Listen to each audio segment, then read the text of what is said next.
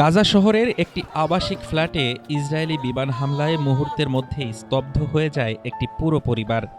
প্রাণ হারান এক অন্তঃসত্ত্বা নারী ও তার স্বামী। বোমার তীব্র বিস্ফোরণে মায়ের গর্ভ থেকে বাইরে ছিটকে পড়ে অনাগত শিশুটিও। তবে রক্ষা পায়নি সেই শিশুটিও। পৃথিবীতে চোখ মেলার আগেই ঝরে গেল আরেকটি তাজা প্রাণ।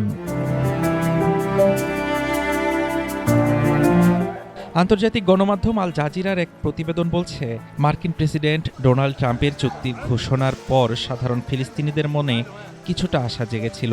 তারা ভেবেছিলেন হয়তো এবার বন্ধ হবে ইসরায়েলি হামলা ও ড্রোন উড্ডয়ন, মিলবে প্রয়োজনীয় চিকিৎসা সেবা, খাদ্য, ত্রাণ ও চলাচলের স্বাধীনতা। কিন্তু বাস্তবে সেসব প্রতিশ্রুতির একটিও পূরণ হয়নি।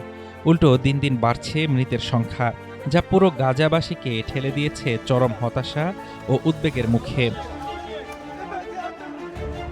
ঘরবাড়ি হারিয়ে যারা অস্থায়ী তাঁবুতে আশ্রয় নিয়েছিলেন, সেখানেও মিলছে না মুক্তি।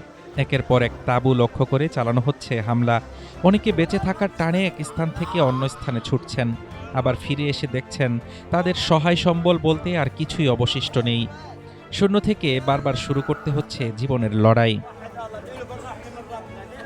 গাজা উপত্যকার উত্তর থেকে দক্ষিণ, খান ইউনিস থেকে শুরু করে দেইর আল বালাহ কিংবা গাজা শহর, প্রতিটি অঞ্চলই এখন ইসরায়েলি বোমার লক্ষ্যবস্তু। বাস্তুচ্যুত লাখ লাখ ফিলিস্তিনির জন্য আর কোনো নিরাপদ আশ্রয় বাকি নেই। কোথায় যাবেন, কি করবেন, সব হারিয়ে এখন শুধুই দিশেহারা তারা।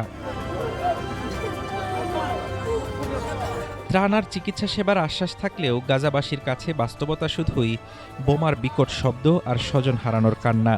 একের পর এক চুক্তি আর আলোচনার মাঝেও থমকে গেছে গাজার ভবিষ্যৎ। বাস্তুচ্যুত ফিলিস্তিনিরা এখন কেবলই ভাবছেন এই মৃত্যুর মিছিল শেষ হবে কোথায়। হাফিজুর রহমান তুষার, ঢাকা টুডে। আল্লাহু আকবার, আল্লাহু আকবার।